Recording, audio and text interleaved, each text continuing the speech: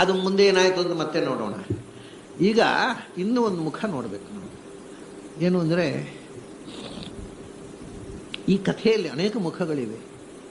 ಇದು ಅನೇಕ ಸಾಮಾಜಿಕ ಸಮಸ್ಯೆಗಳಿಗೆ ಉತ್ತರವಾಗಿರತಕ್ಕಂಥ ಕಥೆ. ನನಗೆ ನಾನು ಇದನ್ನು ಹಲವು ಬಾರಿ ಹೇಳಿರಬಹುದು, ಆದರೆ ಯಾವತ್ತೂ ಅದನ್ನು ಪೂರ್ತಿ ರಿವೀಲ್ ಮಾಡಬೇಕು ಅಂತ ಅನಿಸಲಿಲ್ಲ ನನಗೆ. ಆದರೆ ಈ ಬಾರಿ ಅದನ್ನು ಪೂರ್ತಿ ರಿವೀಲ್ ಮಾಡಬೇಕು ಅಂತ ಒಳಗಿಂದ ತುಡಿತ ಬರ್ತಾ ಇದೆ.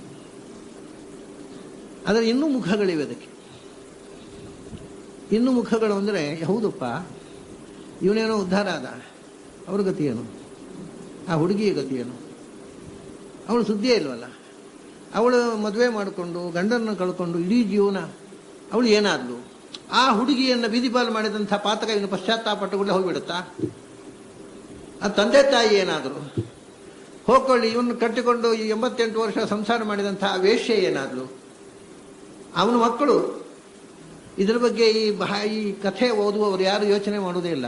ಅವನಿಗೆ ಅಜಾಮಿಳ ಉದ್ಧಾರ ಆದ ಮುಗಿದೋಯ್ತು. ಅಂದರೆ ಪಾಪ ಇವ್ರ ಕಥೆ ಏನು, ಉಳಿದವರ ಕಥೆ. ಅವರದ್ದು ಪಾಡಿನ ಬಗ್ಗೆ ಯಾರೂ ಯೋಚಿಸೋದಿಲ್ಲ. ಇದನ್ನು ವೇದವ್ಯಾಸರು ಹೇಳಲಿಲ್ಲ ನಿಜ. ನಾನು ಎಷ್ಟೋ ಸರ್ತಿ ಹೇಳೋದುಂಟು, ವ್ಯಾಸ ವಾಲ್ಮೀಕಿಗಳ ಮೌನವನ್ನು ಓದಲಿಕ್ಕೆ ಕಲಿಯಬೇಕು. One must be able to read between the lines.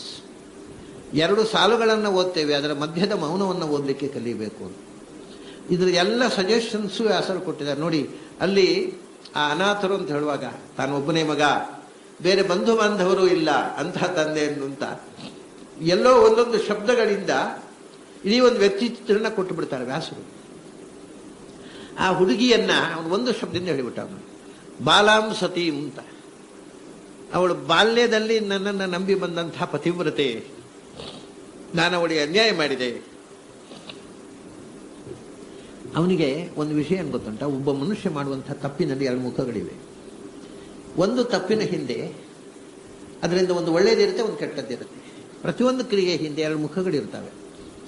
ಆ ಕ್ರಿಯೆಯಿಂದ ಒಂದು ಒಳ್ಳೇದಾಗತ್ತೆ, ಒಂದು ಕೆಟ್ಟದ್ದು. ಆ ಹೆಣ್ಣಿಗೆ ಅನ್ಯಾಯ ಆಯ್ತಲ್ಲ, ಅದರ ಜೊತೆಗೆ ಅವಳು ಏನಾದ್ಲು, ಅವಳು ಇನ್ನೂ ಬಕ್ಕ ಮಹಾದೇವಿ ಆದಳು.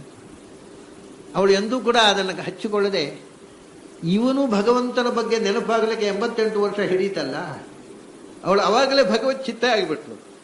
ದೊಡ್ಡ ಸಾಧ್ವಿಯಾಗಿ ಭಕ್ತಿಯಾಗಿ ಬಿಟ್ಲು ಅವಳು ಒಂದು ಮೀರಾಬಾಯಿ, ಒಂದು ಅಕ್ಕ ಮಹಾದೇವಿ ಆಗಿಬಿಟ್ಲು. ಆಗ ಆ ಹೆಣ್ಣಿಗೆ ಆಗಿರತಕ್ಕಂಥ ಅನ್ಯಾಯದಿಂದ ಒಂದು ದೊಡ್ಡ ಉಪಕಾರ ಆಯಿತು ಆ ಜೀವಕ್ಕೆ, ಒಳಗಿನ ಪಾಕ.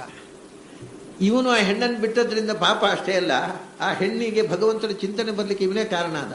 ಅಂದರೆ ಇವನ ಒಳಗೆ 2, ಈಗ ಹೇಗೆ ಜಯ ವಿಜಯರ ಹಾಗೆ ಒಂದು ವ್ಯಕ್ತಿಯ ಒಳಗೆ ಅವನ ಕೆಟ್ಟತನಕ್ಕೆ, ಆ ಕೆಟ್ಟತನವನ್ನು ಪ್ರಚೋದಿಸಿ ಅವನನ್ನು ದಾರಿ ತಪ್ಪಿಸುವಂತಹ ಒಂದು ದುಷ್ಟ ಶಕ್ತಿ, ಆಸುರಿ ಶಕ್ತಿ ಅವನೊಳಗೆ, ತಮಸ್ಸು ಅಂತ ಹೇಳ್ತೀವಿ, ಅದೇ ತಮ್ಮ ಗುಣ, ಒಂದು ಆಸುರಿ ಶಕ್ತಿ ಅವನೊಳಗೆ ಇರುತ್ತೆ.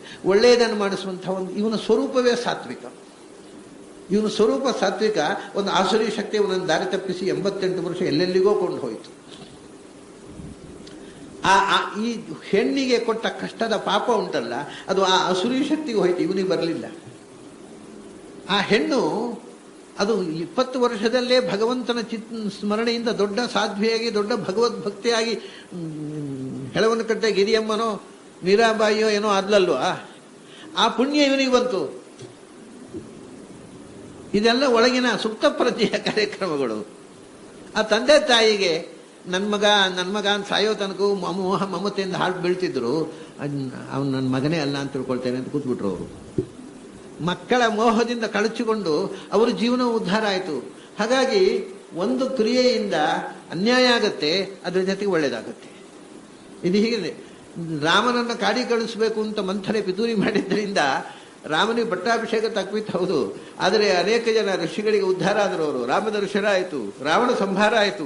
ಇಡೀ ರಾಮಾಯಣದ ಕಥೆ ನಡೆದದ್ದೇ ಕೈಕೆಯಿಂದ ಮತ್ತು ಮಂಥರೆಯಿಂದ. ಅವರು ಪಿತೂರಿ ಹೇಳಿದ್ದರೆ ರಾಮಾಯಣ ಕಥೆ ಮುಗಿದೋಗ್ಬಿಡ್ತಿತ್ತು. ರಾಮ ಸೀತೆಯನ್ನು ಮದುವೆ ಮಾಡಿಕೊಂಡು ಅಯೋಧ್ಯೆಯಲ್ಲಿ ಸುಖ ಸಂಕಥಾ ವಿನೋದಗಳಿಂದ ಇದ್ದರು, ಅಲ್ಲಿಗೆ ರಾಮಾಯಣ ಮುಗೀತು.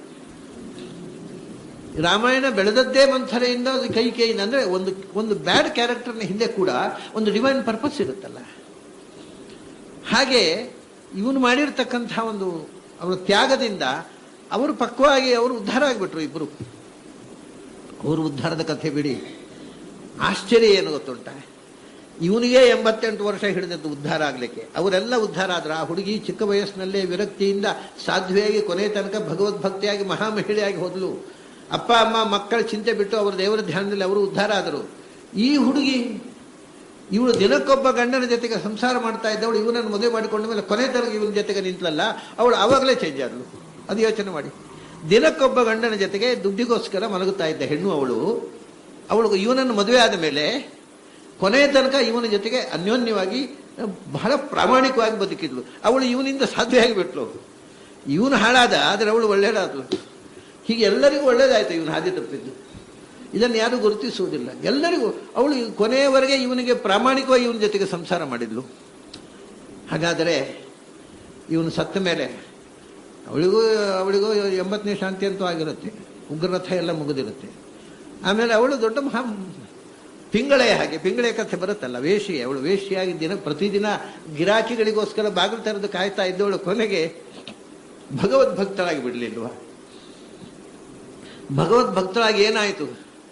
ಮುಂದಿನ ಜನ್ಮದಲ್ಲಿ ಅವಳು ತ್ರಿವಕ್ಕರೆಯಾಗಿ ಹುಟ್ಟಿದ್ಲು.